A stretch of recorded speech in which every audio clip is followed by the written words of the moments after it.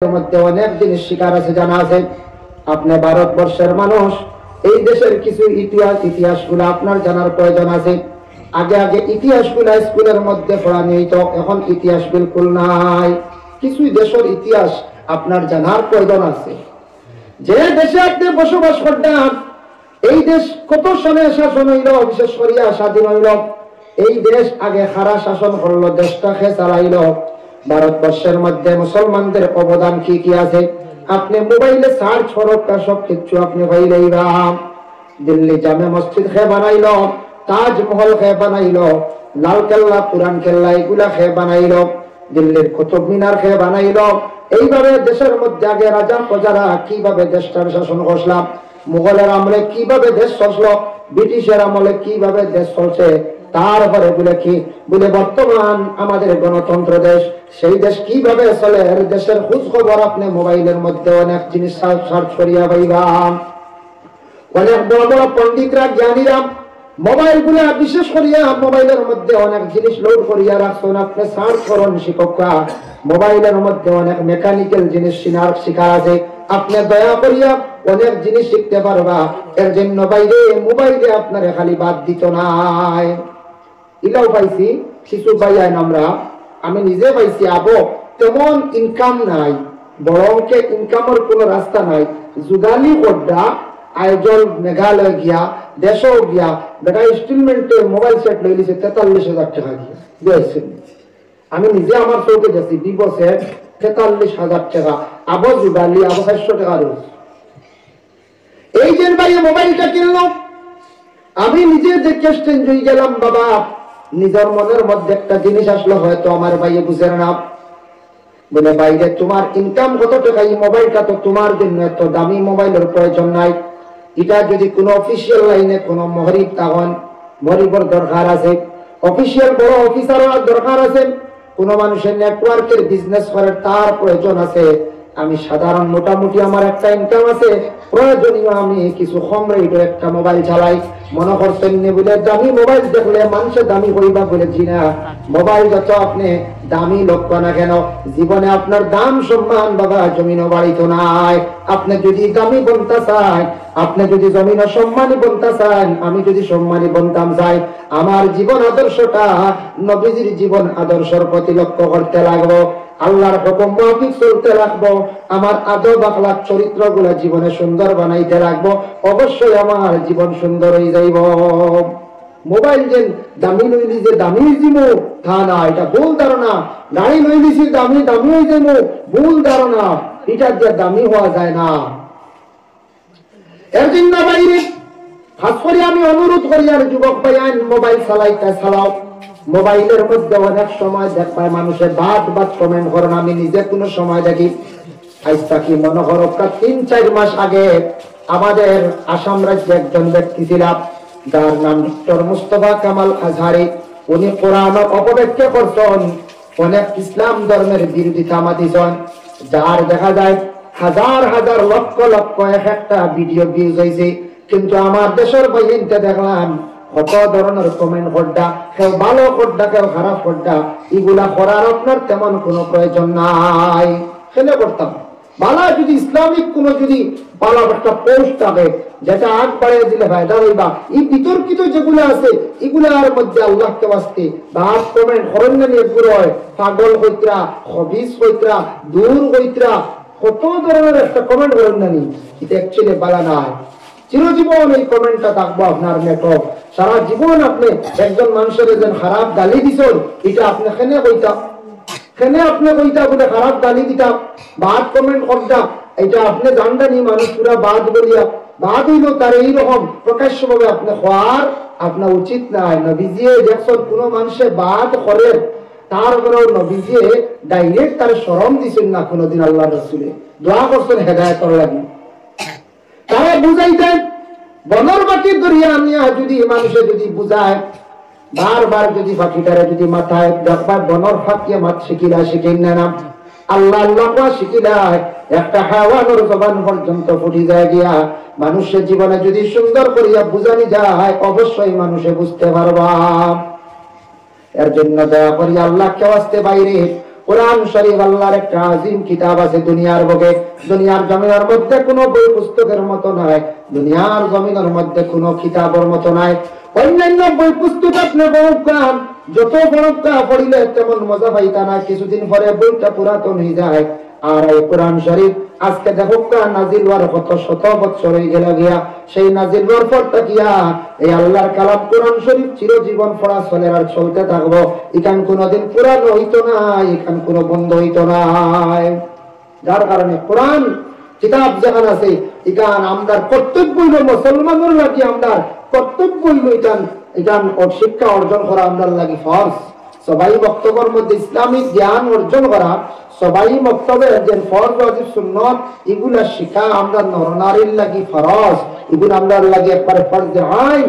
এগুলো আমরা প্রত্যেকের শিক্ষা লাগবো, প্রত্যেকের সন্তানাদি আমরা শিক্ষা দিতে লাগবো। আর শিক্ষাটা অর্জন করার পরে এটা চালিয়ে যেতাম, এটা বন্ধ হইতো না। যদি বন্ধ করি আপনার আমার জীবনের ক্ষতি আছে, জীবন একবারে বরবাদ হয়ে যাব, জীবন ধ্বংস হয়ে যাব। নামাজের হালতে কোরআন শরীফ তিলাওয়াত করতেও লাগে আপনার আমার।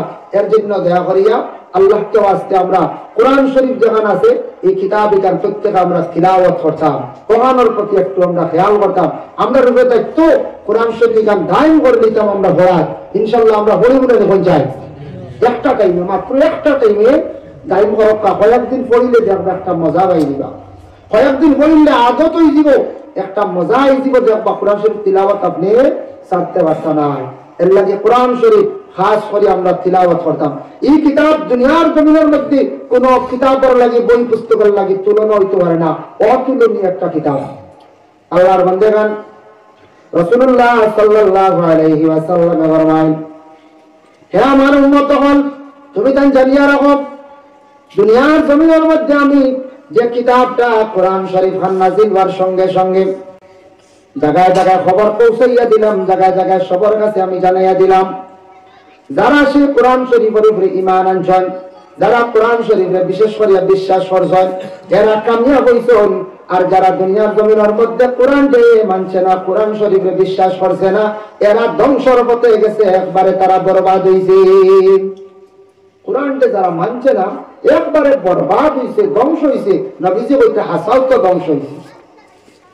আজকে সেই ভারতবর্ষের মধ্যে অনেক ধর্মের মানুষ আছেন। দেখো যদি আপনার প্রতিবেশী একজন হিন্দু কোনো ভাই যদি তখন বলে বাইরে তোমার ধর্মগ্রন্থ কিতাব যেটা আছে, তোমার ধর্মগ্রন্থর বই যেটা আছে ওটা দিকে পড়িয়া শোনাও চাই।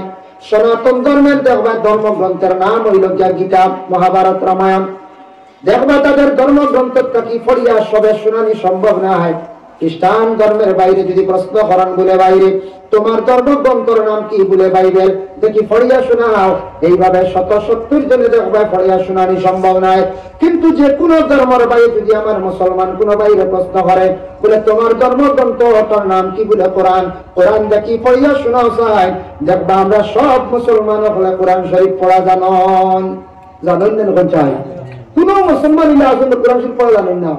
হ্যাঁ, পূর্ণ কোরআন শরীফ যদি জানেন না, আস্তাগান তিলাওয়াত জানেন না, কোরআন শরীফের কিছু অংশ আছে, কিছু সূরাগুলো আছে, সবাই বক্তব্যের মধ্যে গিয়ে আমরা মুসলমান হলে সকালবেলা গিয়া ছেলেরা মেয়েরা পড়া শিখি লাইছেন। সূরা ফাতিহা থেকে আলাম তারা পর্যন্ত আমরার ভাই বোনদের তিলাওয়াত জানেন। এর জন্য আল্লাহর বান্দাগণ সে কোরআন শরীফ দেখো নবী যে ফরমাইছেন, ওয়া আমার সাহাবা কেরাম হল তুমি জানো কোরআন শরীফ তিলাওয়াত করতে সময় পড়িতে সময় কি করিও, আল্লাহর জাতের নির্দেশ হইল লা ইয়ামাসসুহু ইল্লাল মুতাহহারুন। না পাকি হালতে কোরআন শরীফ ছোঁয়া জায়েজ না হয়। পাক না হইলে কোরআন শরীফ তুমি তাই সইতে পারতা না, মানে ছোঁয়াও নাই তিলাওয়াত নাই। এখন মাসলা আসলো মহিলাদের বেমার হয়ে গেছে। মহিলাদের বেমার হওয়ার লগে লগে মহিলাদের জন্য নামাজ আল্লাহ কনসিডার করে দিছে যতদিন বেমার থাকবো। নিম্ন স্তর হইল 3 দিন, ঊর্ধ্ব স্তর হইল 10 দিন। এমত অবস্থায় কোরআন শরীফ তিলাওয়াত না, কোরআন শরীফ সইতাও না, কারণ নামাজের হালত মহিলাদের কোরআন শরীফ তিলাওয়াত করতে লাগে। এই অবস্থায় মহিলায় আল্লাহর অন্যান্য জিকির আজকার করতে পারবা, আল্লাহর তাসবিহগুলা জমিতে পারবা, কিন্তু কোরআন শরীফ আল্লাহ খাস নিষিদ্ধ করে দিছেন। 2 নম্বরে পবিত্র ঘর আল্লাহর ঘর কাবা ঘর তওয়াফ করতে সময় যদি তওয়াফ করার আগে কিংবা তো তাওয়াফ করতেও না করতে যদি সেই বেমারটা দেখা দিলায়, এমত অবস্থায় মহিলা হজের অন্যান্য আহকাম করতে পারবা, আদা করতে পারবা, কিন্তু এই অবস্থায় আল্লাহর গর্বে তাওয়াফ করা তার লাগে নিষিদ্ধ, বন্ধ করে দিতাম। এই অবস্থায় তার লাগে নিষেধ, বন্ধ দিত গিয়ে। যার কারণে আল্লাহর যাতে পবিত্র কালামুল্লাহ শরীফের মধ্যে ঘোষণা করছেন, ইন্না নাহনু নাযালনা যিকরা ওয়া ইন্না লাহু লাহাফিজুন। আমি আল্লাহ পাক রব্বুল আলামিন কোরআনকে আমি নাযিল করছি, অবতীর্ণ করছি। কোরআনকে দুনিয়ার জমিনের মধ্যে আমি আল্লাহ দান করছি। সেই কোরআনের রক্ষণাবেক্ষণকারী আমি আল্লাহ, কোরআনের হেফাজতকারী ইলাম দিয়ে আমি আল্লাহ। কেউ যদি কোরআনকে হেফাজত করো না, কোরআনকে যদি সম্মান করো না, আমার কোরআনের কোনো ক্ষতি হইতো না, বরং তোমার জিন্দেগির ক্ষতি হইব। সৌদি আরবে দেখলাম মিডিল ইস্টের আরবিরা তারার একটা বড় মূল্যবান একটা সময় গুরুত্ব দেয়। তারা দেখলাম নামাজের পরেও আল্লাহর কালাম কোরআন শরীফ সামান্য সময় তিলাওয়াত করেন। ড্রাইভারে গাড়ি থামাইয়া কোন সময় অবসর সময় ড্রাইভারে ড্রাইভিং সিটে থাকা অবস্থায় কোরআন শরীফ বাইর করিয়া তিলাওয়াত করেন। মসজিদে নামাজের শেষে কোরআন শরীফ তারা তিলাওয়াত করেন। আমি নিজে চিন্তা করিয়া দেখলাম রে, আল্লাহ পাক রব্বুল আলামিন তারারে সুখে খাওয়াইতাম, নামদারে খাওয়াইতাম। কোরআনের প্রতি তারার বড় দরদ, বড় মায়া। আমাদের সেই ভারতবর্ষে দিল্লি, রাজস্থান গেলাম, ভ্রমণ করলাম, ঘুরতে সময় কিছু দেখি আমার অভিজ্ঞতা হইল। আল্লাহ কোরআনে কইছেন, কুল সিরু ফিল আরদ, ও আমার বন্ধু হল তুমি দেশ ঘুরো, জমিন ঘুরো, দেশ ভ্রমণ করো। দেশ ঘুরিলে দেশের মধ্যে ফাঁকাইবে, শিখইব, তোমার অভিজ্ঞতা বাড়িব, তোমার জ্ঞান বাড়িব, মানুষের এগুলা দেখা দেখি অনেক জিনিস তুমি শিখতে পারবা।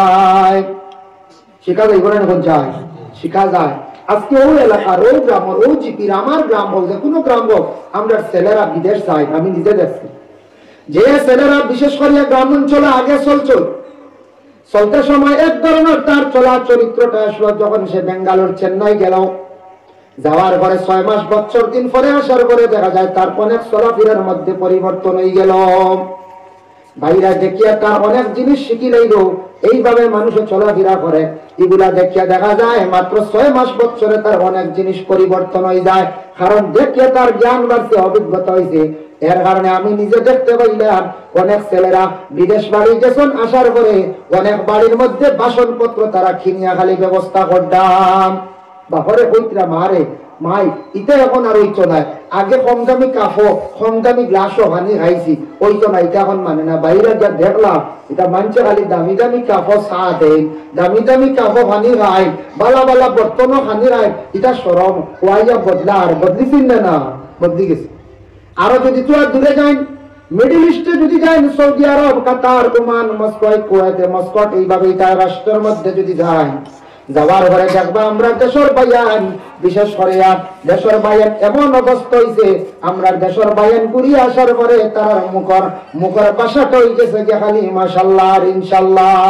কইছিল না আমি একবার কথা, ওই যখন বিদেশ থেকে বেটা খালি মাশাআল্লাহ বালা করতো, এখন মাশাআল্লাহ কইলে আমরা ইগুলি লিয়া কেউ ক্রিটিসাইজ করবো। ও তো মাশাআল্লাহ কইতো, সব জিনিস দেখার পরে বালা কোনো জিনিস দেখলে মাশাআল্লাহ কইতো। আপনার বাড়ি আমি আইব ইনশাআল্লাহ, যদি আল্লাহ আমার তৌফিক দেন। এর অর্থ হইল গিয়া কোন খুশির খবর পাইতে সুবহানাল্লাহ হইতো। আরবি হলে যাচ্ছে খানি দেখি আল্লাহ সুবহানাল্লাহ, মাশাআল্লাহ। এই সুবহানাল্লাহ খুশির ইয়া খবর, আর মাশাআল্লাহ কইলে এটা আল্লাহর বরকত দেয়। কথা সুবহানাল্লাহ। সৌদি আরব জামাই আমার দেশের ভাই গেল, জামাই তার অনেক পরিবর্তন হয়ে গেল গিয়া মাশাআল্লাহ ইনশাআল্লাহ।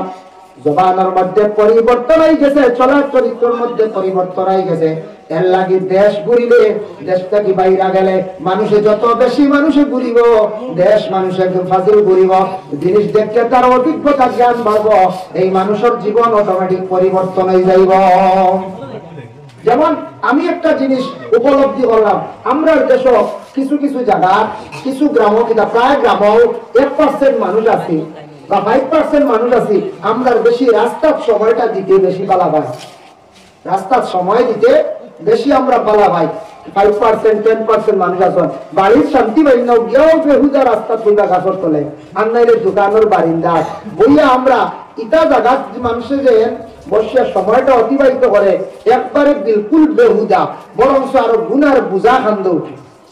ফাজিল মাত না নিখন চাই তাকে বেশি গাছর তলে বইয়া তো বদগুমান আই গেল রে গপ তো আর কিচ্ছু পাইতরা না তোর নতুন গোবা কিতা আইতো আপডেট হইতো কইলে অমুকের ঘুরে যাচ্ছে যা বাইকে আন লই দিছি হেন ওই হয় হয় তারপর ডাকছো মারি দিছে ওই তো বেহুদা বুঝাইছি ওই তো বদগুমান এটাও গুনাহ কিন্তু বদগুমান করা নিজের চৌকে না দেখিয়া মানে আন্দাজ করে বাসর যখন খোয়া জবান দিয়া এখান কিন্তু গুনাহ এরা অমুকর গোয়াইতে রুজি করে আর আরসিসি বিল্ডিং করে আরাম আরাম এটা মানুষ মারিয়া কমলার আর মারিয়ে বল বুঝেছেন ও বাংলার একটা বদগুমান করা এটা গোপটা আয় বেশি রাস্তা বাজার আসো আমি নিজে একটা জিনিস উপলব্ধি করলাম বাইরে দিল্লি রাজস্থান হঠাৎ ঘুরিলাম ঘুরার সময় আমি দেখলাম আমরা দেশের কিছু মানুষ রাস্তার মধ্যে অযথা সময় কাটাইরা রাস্তার মধ্যে ফাজিল মাত নিয়া বিভিন্ন রকমের মাত নিয়ে আমরা অযথা সময়টা কাটাইয়া সময় নষ্ট করিয়া কিন্তু বাইরে রাজ্যের মানুষে দেখলাম রাস্তার মধ্যে সময়টা তার কাটাইবার সময় নাই বিভিন্ন ব্যস্ততায় জড়িত একদিকে কোম্পানির 8 ঘন্টা ডিউটি ওভার ডিউটি অন্যখানে বা ও জায়গা খরচ 4 ঘন্টা 12 ঘন্টা 8 ঘন্টা 6 ঘন্টা ঘুমাই গেল গিয়া 12 আর মনে করো আর 8 ঘন্টা 20 ঘন্টা 4 ঘন্টা নিজের কাজে গল্প খাওয়া দাওয়ার সময় টাকাটা তার বাজির সময় নাই মানুষের সঙ্গে কথাবার্তা বেহুদা করার সময় নাই অযথা সময়টা সে জীবন নষ্ট করে না এর লাগি তারা মানুষ বেশি উন্নত তাদের টাকা পয়সার তেমন অভাব নাই আমরা সময়টা কাটাই আমরা রাস্তা অযথা সময় কাটাইয়া বাইরে জিন্দগির মধ্যে ঘরের মধ্যে তখন বাবার নিকটে বসর মায়ের নিকটে বসিয়া মায়ের দ্বারা থাকো মায়ের নজরটা বেশি পড়বো মার বাবার দ্বারে বসো বাবার নজরটা পড়বো মায়ের সঙ্গে সুন্দর সুন্দর কথা কও মা মারা গেলে বাইরে বুঝতে পারবা মা কি দন আসলাম যাদের মা নাই গড়টা একবারে তাকিয়েও আছে অন্ধকার বাপ যাদের নাই মাথার ছায়া নাই বাজারও গেলে বাপ না থাকলে কদর বোঝা যায়